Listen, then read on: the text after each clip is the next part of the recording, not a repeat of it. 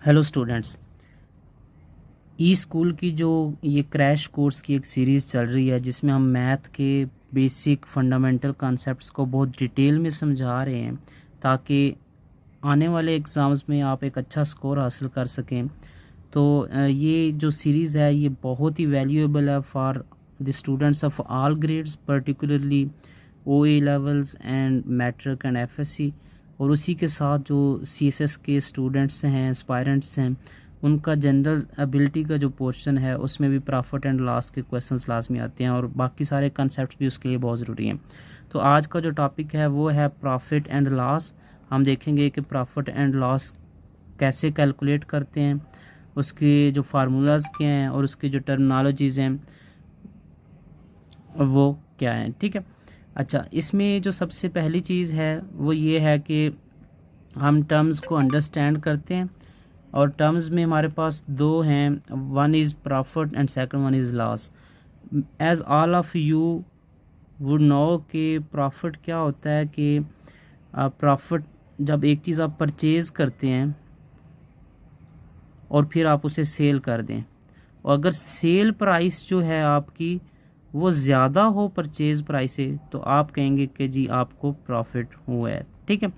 Similarly अगर आपकी जो परचेज़ प्राइस है वो कम हो सेल प्राइस से, यानी कि जिस प्राइस पे आपने एक ऑब्जेक्ट को सेल किया है, फरोख्त किया है, अगर उससे आपकी परचेज़ प्राइस ज़्यादा है और सेल प्राइस कम है तो फिर आपको क्या हुआ है, लॉस हुआ है। ठीक है। हम इसकी एग्जांपल देख लेते हैं कि अगर आपने एक बाइक परचेज़ किया है $1000 का, लेट्स सपोज, ठीक है, और फिर आपने उसको सेल किया $800 का, तो इट इज़ ऑब्वियस कि आपको $200 का लॉस हुआ है। ठीक है। सिमिलरली अगर आप यही $1000 में परचेज़ करके आप $1200 में आप उसको सेल करते तो आपको $200 का प्रॉफिट होता। तो ये बेसिक कंसेप्ट है प्रॉफिट एंड लॉस का, कि हम इसकी टर्मिनोलॉजीज़ को हमने अंडरस्टैंड कर लिया है। अब हम आगे मूव करते हैं कि प्रॉफिट कैलकुलेट कैसे करते हैं या लॉस कैसे कैलकुलेट करते हैं। तो इसके लिए जो आपके पास जो मैं फार्मूला आगे लिखने जा रहा हूँ उससे पहले ये 2-3 टर्म्स हैं जिनका हम यूज़ करते हैं प्रॉफिट और लॉस की।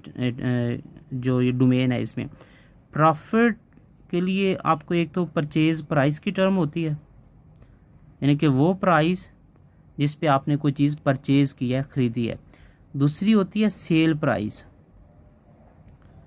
ये वो प्राइस होती है जिस पे आपने कोई चीज़ सेल की है, फ़रोख्त की है।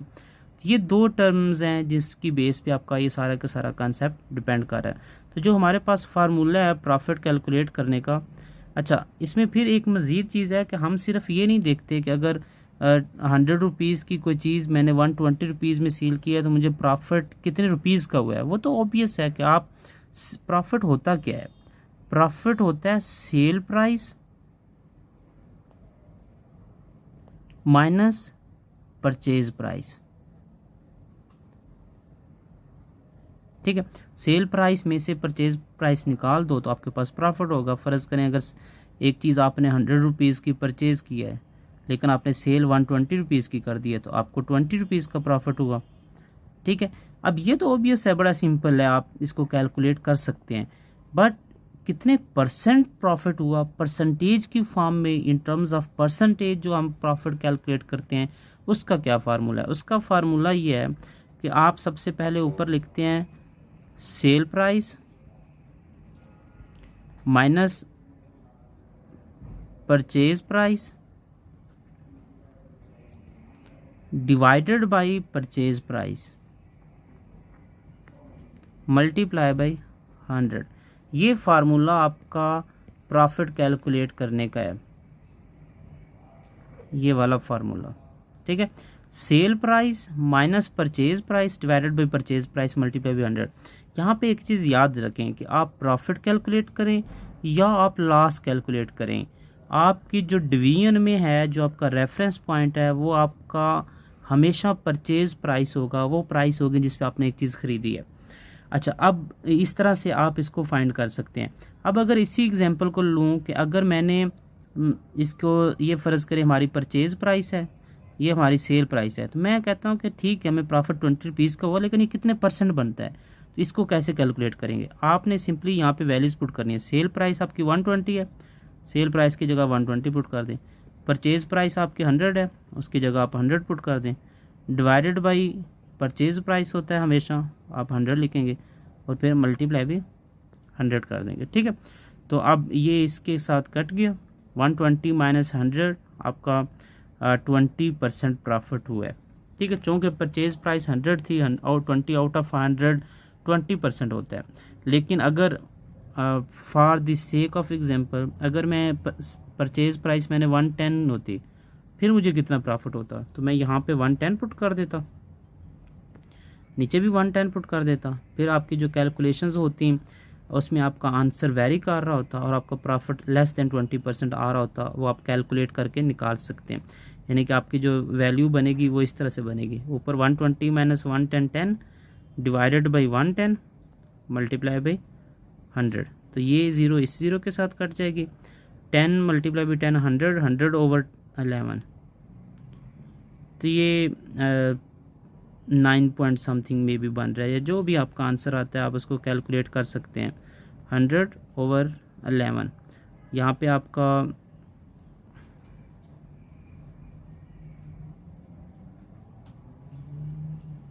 99 1 ज़ीरो उतार रहे हैं तो आप ज़ीरो लगा लें, एक और ज़ीरो उतार लें, जब यहाँ पे ज़ीरो लग जाएगा 11 9 ज़र 9, तो ये बेसिकली 9.099 आपका परसेंट आपका आंसर आ रहा है। यानी कि जब 100 में से 20 रुपीज़ था तो आपका 20% प्रॉफिट था। लेकिन अगर 120 जो है और फिर 110 है तो उस केस में आपके 10 रुपीज़ का प्रॉफिट हुआ, तो 10 आउट ऑफ 110 वो आपका 9.09% बनता है।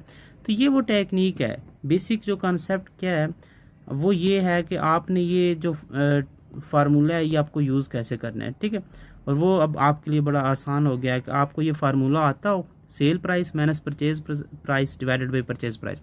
सिंपली वैल्यूज पुट करें, कैलकुलेट करें तो आपके पास इसका प्रॉफिट आ जाएगा। ठीक है, सिमिलरली कैलकुलेटिंग लॉस, हम लॉस कैसे कैलकुलेट करते हैं। तो आपको पता है कि जो लॉस होता है वो कब होता है, जब आपकी परचेज प्राइस जो है वो हायर हो देन सेल प्राइस, तो आप उस वक्त लॉस में जाएंगे। अगर आपने एक चीज़, हम ये इसी पे यहाँ पे एक एग्जांपल ले लेते हैं कि फ़र्ज़ करें मैंने एक चीज़ परचेज़ की है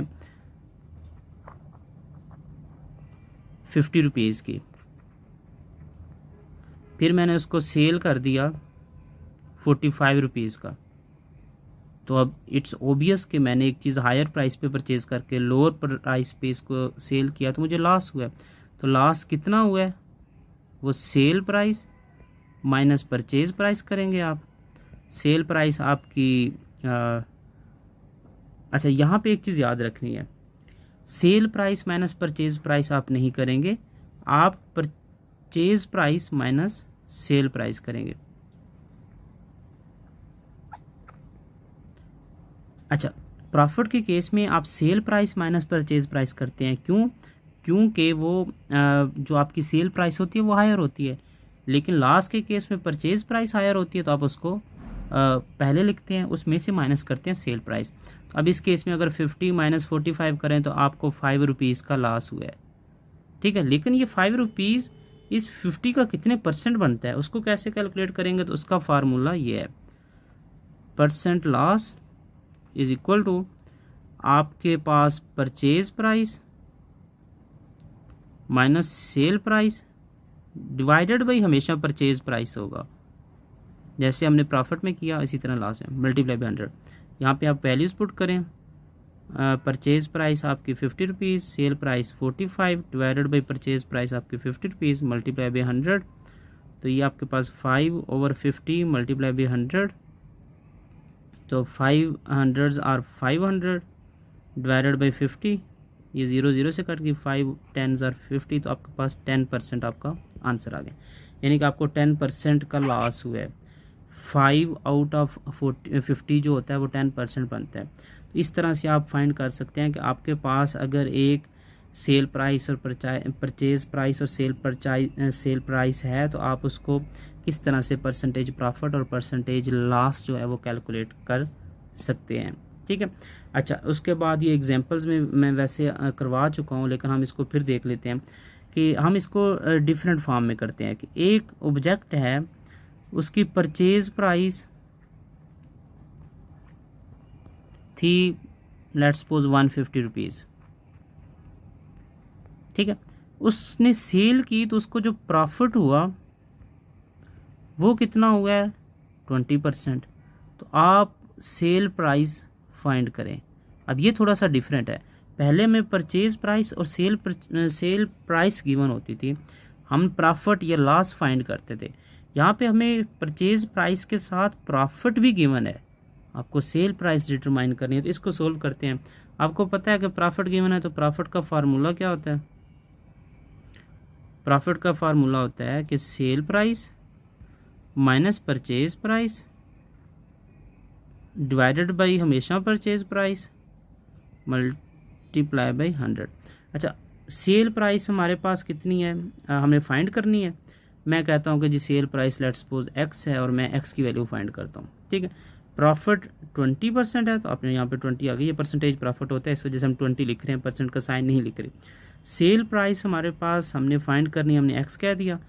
परचेज प्राइस हमारे पास 150 है, डिवाइडेड बाई 150 हो जाएगा, मल्टीप्लाई बाई 100। अब इसको आप यहाँ से कैसे सोल्व करेंगे, इसको हम देखते हैं। ये 150 उधर जाके मल्टीप्लाई हो जाएगा, चूँकि इधर डिवाइड हो रहा है इसलिए उधर जाके मल्टीप्लाई हो जाएगा। 20 into 150 is equal to x minus 150 into 100। ठीक है, आप इसको अगर आप सोल्व कर लें तो ये आपके पास आंसर आ जाएगा 3000। जब 100 इधर मल्टीप्लाई हो रहा है तो ये उधर जाके डिवाइड हो जाएगा, is equal to x minus 150। अब ये इससे अगर डिवाइड करें तो 30 आंसर आता है। मैं इधर ही सोल्व कर देता हूँ, x minus 150 is equal to 30। तो x इज इक्वल टू क्या होगा, 150 उधर जाके ऐड हो जाएगा क्योंकि यहाँ पे माइनस हो रहा है, 30 प्लस 150, तो x इज इक्वल टू आ गया 180 रुपीज़। तो आप देखें प्रॉफिट हुआ था ना, 150 की एक चीज़ आपने परचेज़ की, आप उसी चीज़ को सेल कर रहे हैं 180 में, तो आपको प्रॉफिट हुआ। वो कितने परसेंट प्रॉफिट हुआ, वो मैं गिवन था 20%। तो हमने उससे अपने x क्या है सेल प्राइस, हमने सेल प्राइस फाइंड कर लिया। ठीक है, तो इस तरह से आप किसी भी क्वेश्चंस को सोल्व कर सकते हैं। आपको प्रॉफिट गिवन हो और सेल प्राइस गिवन हो तो आप परचेज प्राइस फाइंड कर सकते हैं सिमिलरली इसी मेथड से। अच्छा, अब हम इसी तरह की एक एग्जांपल करने लगे हैं जिसमें हम ये देखेंगे कि परचेज प्राइस कैसे फाइंड करते हैं। फ़र्ज़ करें एक ऑब्जेक्ट उन्होंने परचेज़ की और फिर उसको उन्होंने सेल किया 120 रुपीज़ में, और उन्हें जो प्रॉफिट हुआ है वो हुआ है 10%। तो हमने से परचेज प्राइस फाइंड करनी है। मैं कहता हूँ कि x है, ये हम फाइंड करते हैं। फार्मूला लगाएं प्रॉफिट वाला, percentage profit is equal to, profit में हमारे पास sale price minus purchase price divided by purchase price multiply by 100 होता है। सिंपली ये वैल्यूज इसमें पुट करें। प्रॉफिट आपके पास 10% है तो यहाँ पे 10 आ जाएगा। सेल प्राइस हमारे पास 120 रुपीज़ है, यहाँ पे 120 आ जाएगी। परचेज प्राइस हमने फाइंड करनी है, यहाँ पे x आ जाएगा, नीचे फिर x आ जाएगा, मल्टीप्लाई बाई 100। ठीक है, तो अब सबसे पहले ये x उधर जाके मल्टीप्लाई हो जाएगा क्योंकि इधर डिवाइड हो रहा है, तो आपके पास 10x is equal to 120 minus x multiply by 100। अब 100 इधर मल्टीप्लाई हो जाएगा, उधर जाके डिवाइड हो जाएगा, 10x over 100 is equal to 120 minus x। अब ये एक ज़ीरो इसके साथ कट जाएगी तो x ओवर 10 है। अगले पेज पे हम इसको लिख लेते हैं,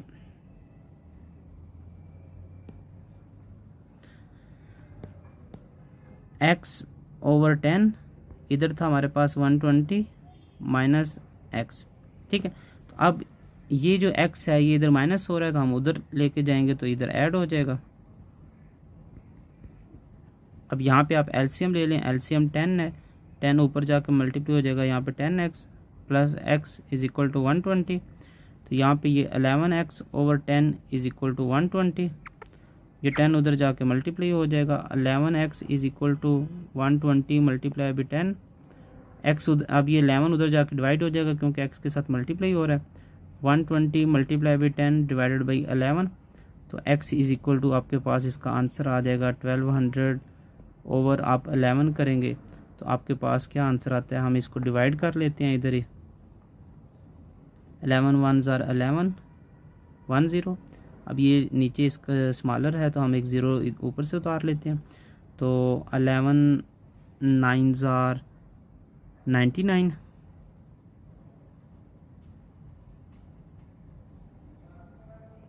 तो यहाँ पे ये पॉइंट नहीं लगेगा डेसिमल पॉइंट, क्योंकि ये ज़ीरो हमने इधर ऑलरेडी है, ठीक है।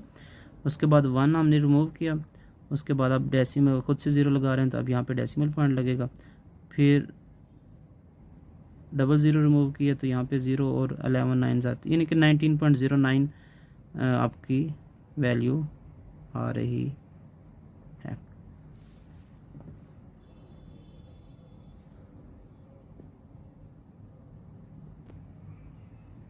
अच्छा, ये इसकी कैलकुलेशन आप कैलकुलेटर से सही तरह से कर लें तो ये 109.09 होता है, ठीक है। अब ये 109.09 आपकी जो है, ये आपकी कौन सी वैल्यू है, ये आपकी परचेज प्राइस है जो हमने एक्स एज्यूम की हुई थी। जैसा कि ये प्रीवियस स्लाइड में हमने लिखा था कि purchase price is equal to x, और एक्स हमने फाइंड की 109.09 रुपीज़। हमने फिर उसको 120 पे सेल किया तो हमें प्रॉफिट हुआ 10%।